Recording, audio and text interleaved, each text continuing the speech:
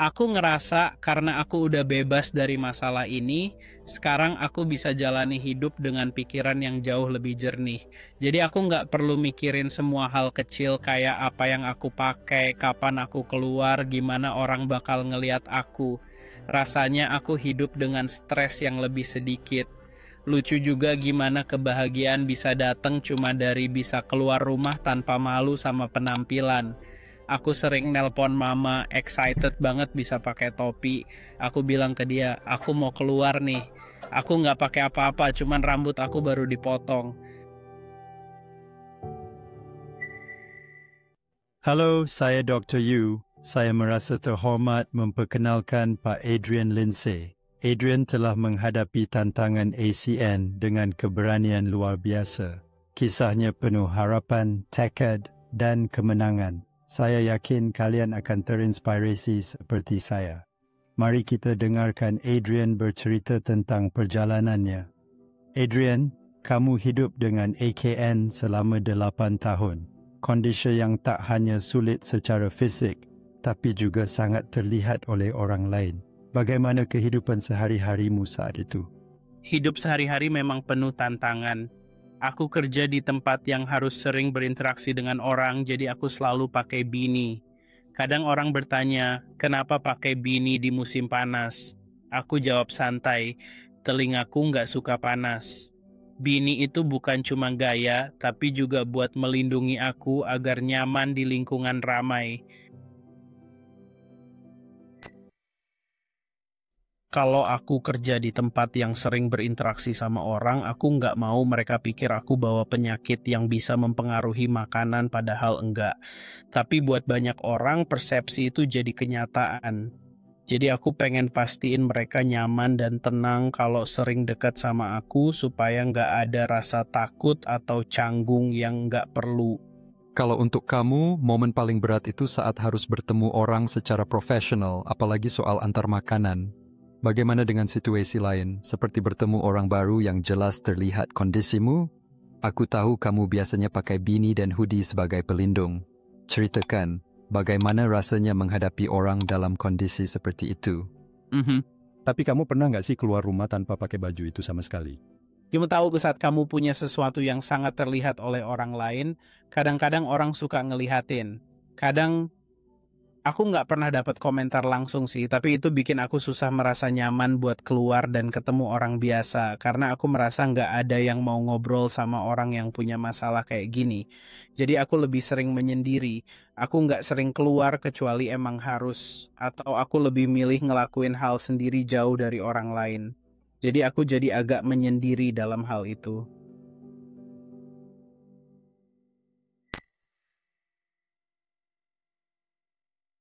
Jadi selama 8 tahun kamu berjuang dengan kondisi ini, pernahkah ada momen tertentu yang sangat kamu ingat?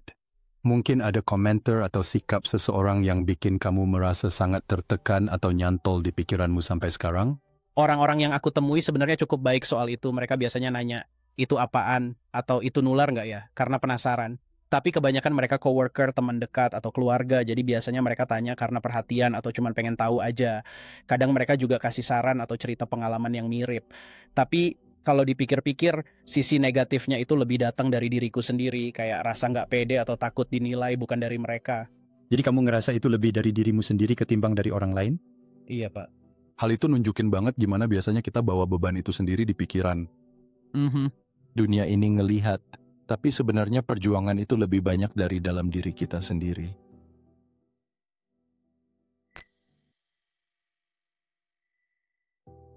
Kamu udah coba banyak perawatan tapi nggak berhasil kan?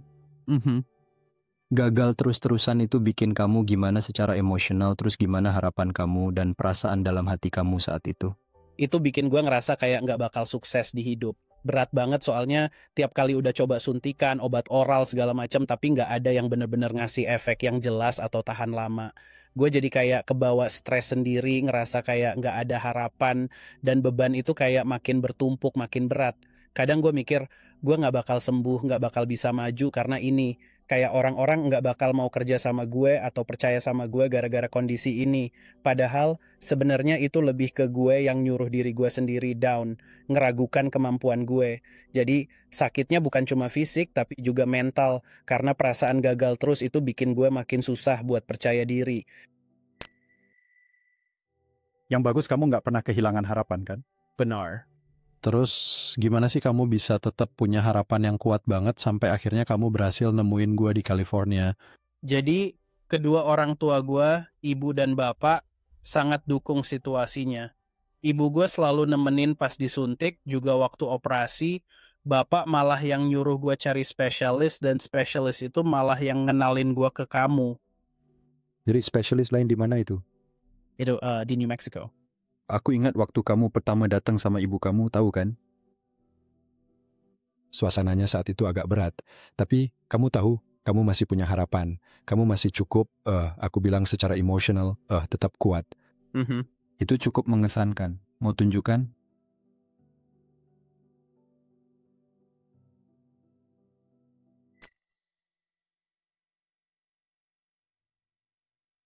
Iya Pak, aku semangat. Oke, ayo mulai. Oke. Sekarang setelah operasi, gimana hidupmu berubah? Jauh lebih baik sekarang. Aku mulai kerja editing untuk YouTuber terkenal dan sudah turun berat badan sekitar 23 kilo. Rasanya sangat luar biasa. Wah, Aku sekarang lebih sering keluar. Lucunya, dulu aku nggak bisa pakai topi karena kondisinya. Sekarang aku bisa pakai topi biasa kalau mau. Aku nyaman keluar, tampil di depan umum tanpa harus nutup kepala atau pakai apapun. Aku bisa lebih jadi diri sendiri, dan itu perasaan yang luar biasa, semua berkat kamu. bagus sekali. Terima kasih juga sudah konsisten dan serius jalani program ini dengan sungguh-sungguh. Itu benar-benar sangat menginspirasi saya.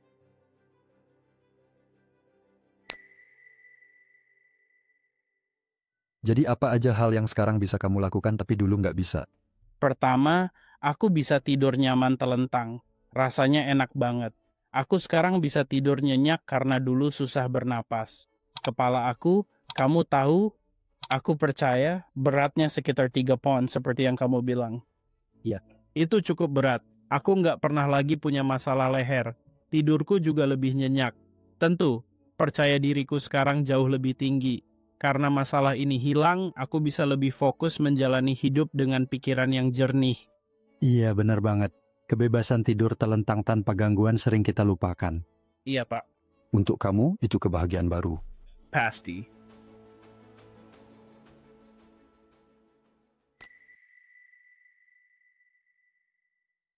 Kamu bilang dulu kamu kerja lembur antar pizza supaya bisa bayar operasi ya. Tapi apa sebenarnya yang bikin pengorbanan itu jadi sangat berarti dan berkesan buat kamu sampai sekarang? Sejak aku menjadi dewasa, aku selalu siap kerja lembur dan mencari kesempatan tambahan untuk menambah penghasilan. Setelah tahu biaya operasi yang harus aku bayar, aku mulai hitung-hitungan dengan cermat. Aku yakin kalau aku kerja keras sekitar 3-4 bulan, hasilnya akan cukup untuk menutup biaya operasi tersebut. Aku memang dapat sedikit bantuan dari orang tua, tapi aku tahu kalau akhirnya aku yang harus mengumpulkan dananya sendiri. Pada waktu itu, aku bekerja lebih dari 60 jam per minggu, seringnya sampai lembur dan bahkan saat weekend. Karena kerja keras dan ketekunan itu, aku berhasil mengumpulkan uang yang cukup, datang ke sini untuk operasi, dan akhirnya semua bisa selesai dengan baik.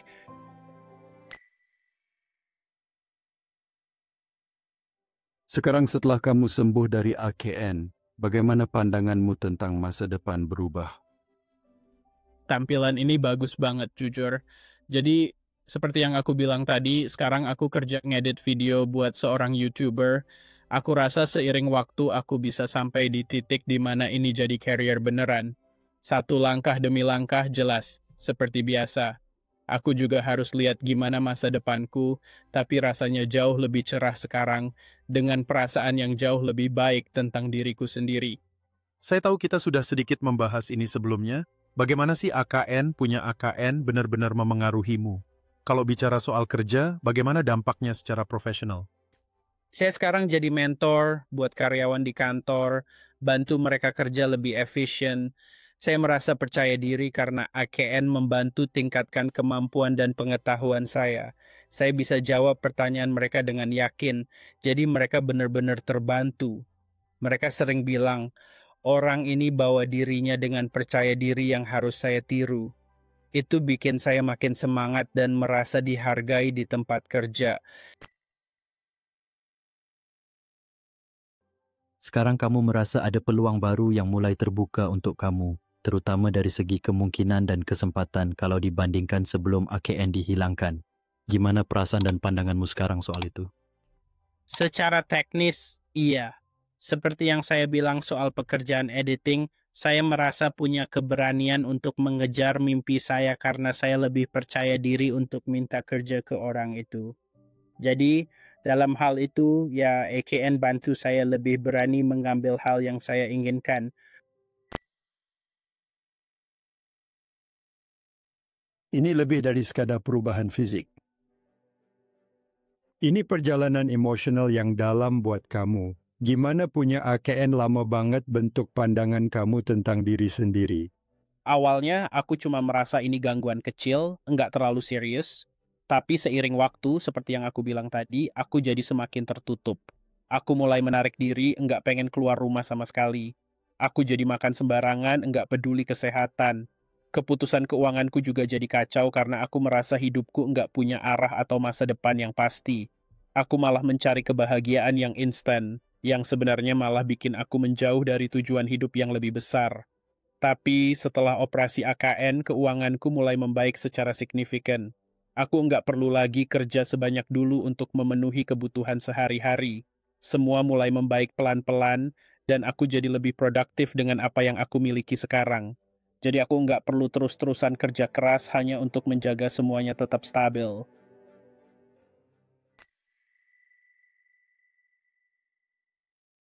Saat AKN akhirnya benar-benar hilang, emosi apa yang pertama kali kamu rasakan? Bisakah kamu ceritakan secara detail perjalanan emosionalmu, mulai dari putus asa, sampai munculnya harapan, hingga akhirnya di titik kamu bersyukur atas kondisi sekarang?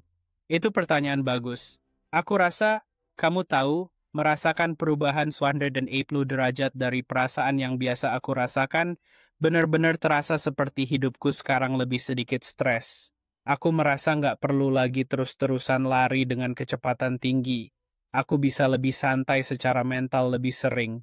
Jadi, aku nggak harus mikirin setiap hal kecil yang aku lakukan, pakaian yang aku pakai saat keluar, gimana pandangan orang padaku.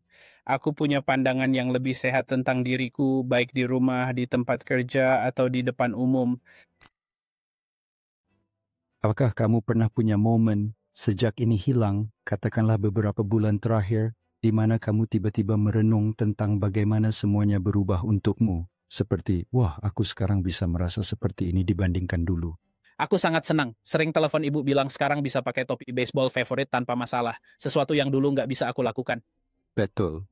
Aku punya banyak topi baseball biasa yang dulu sering kupakai, tapi nggak bisa karena masalah ini, dan aku sangat senang bisa pakai topi lagi. Aku sering telepon dia bilang, aku mau keluar nih. Aku nggak pakai apa-apa. Aku cuma habis potong rambut. Dan aku bener-bener nggak sabar menunggu momen itu. Rasanya aneh, tapi aku sangat senang ternyata bisa mendapatkan kebahagiaan cuma dari hal sederhana, seperti bisa keluar rumah tanpa merasa malu sama penampilan sendiri.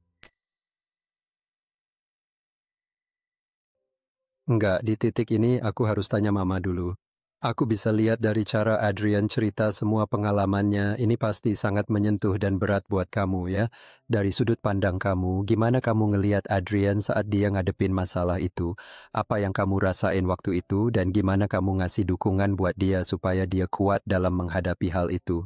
Saat dia kena AKN, sebagai anak yang kamu sayang, kamu lihat dia berjuang keras setiap hari. Gimana perasaanmu waktu itu? Jadi, aku waktu itu dia tinggal sama ayahnya dulu saat mulai muncul masalah ini, jadi aku nggak bisa lihat dia tiap saat. Suatu hari dia datang berkunjung pakai topi, aku tanya, kenapa kamu pakai topi? Dia jawab, Ibu, aku punya benjolan kecil di belakang kepala. Aku bilang, kasih lihat sini.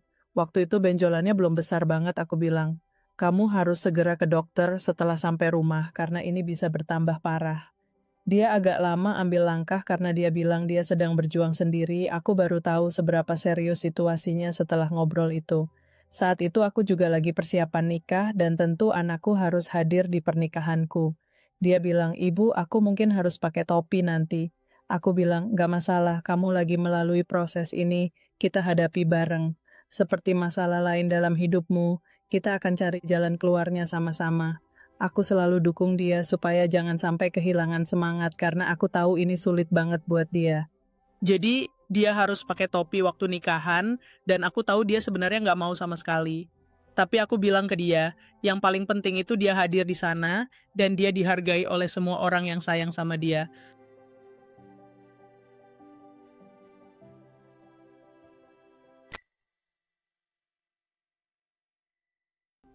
Aku bersyukur dan sangat terima kasih karena ini bukan masalah kesehatan yang mengancam nyawa, jadi aku benar-benar menghargainya. Begitu proses penanganan mulai berjalan dan dia datang ke sini untuk perawatan, aku langsung merasa lega dan bilang, "Yeay, kita akhirnya punya solusi yang jelas dan bisa diandalkan." Itu membuatku optimis bahwa semuanya akan baik-baik saja. Iya, Itu benar-benar berat iya. melihat dia melewati semua itu.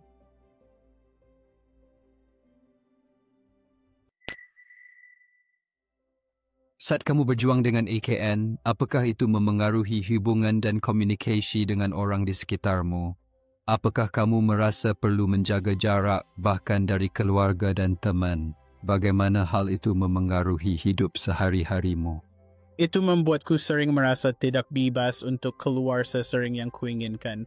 Misalnya saat aku ketemu orang langsung atau jalan-jalan, aku selalu merasa ada pertanyaan yang mengganggu seperti, "Hey, kenapa kamu pakai topi di cuaca panas kayak gini?" Atau dalam situasi santai yang sebenarnya nggak perlu pakai beanie sama sekali. Aku benar-benar capek harus terus-menerus jawab pertanyaan itu. Jadi kalau ada yang ngajak keluar, aku biasanya mikir 2 kali dan lebih sering bilang nggak enak badan, mending di rumah saja. Jadi aku sering cari alasan supaya nggak perlu keluar dan tetap merasa nyaman di dalam rumah. Bagaimana dengan hubunganmu dengan ibumu yang tentu saja sudah tahu? Apa yang kamu alami? Karena aku tinggal di luar kota, aku nggak sering ketemu dia. Aku yakin kalau aku tinggal di kota, mungkin semuanya bisa selesai lebih cepat. Ayahku juga sudah berusaha keras, dia mendorongku cari spesialis dan supaya segera beres, tapi ya ibu pasti akan lebih terlibat langsung dalam prosesnya atau supaya cepat selesai.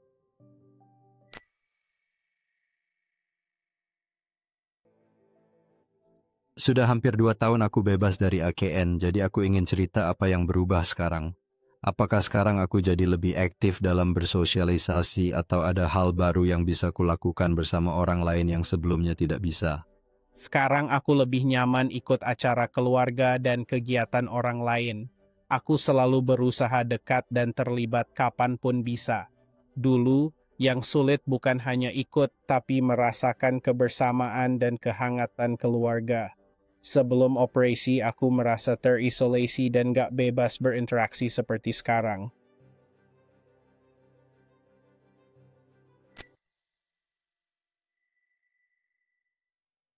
Cerita kamu itu pengingat kuat bahwa tantangan, terlihat atau tersembunyi, nggak cuma mempengaruhi kita, tapi juga orang-orang di sekitar, ibu kamu dan mereka yang mencintaimu. Perjalanan kamu buktikan kalau selalu ada harapan, apapun tantangannya, dan transformasi mungkin buat siapapun yang terus percaya.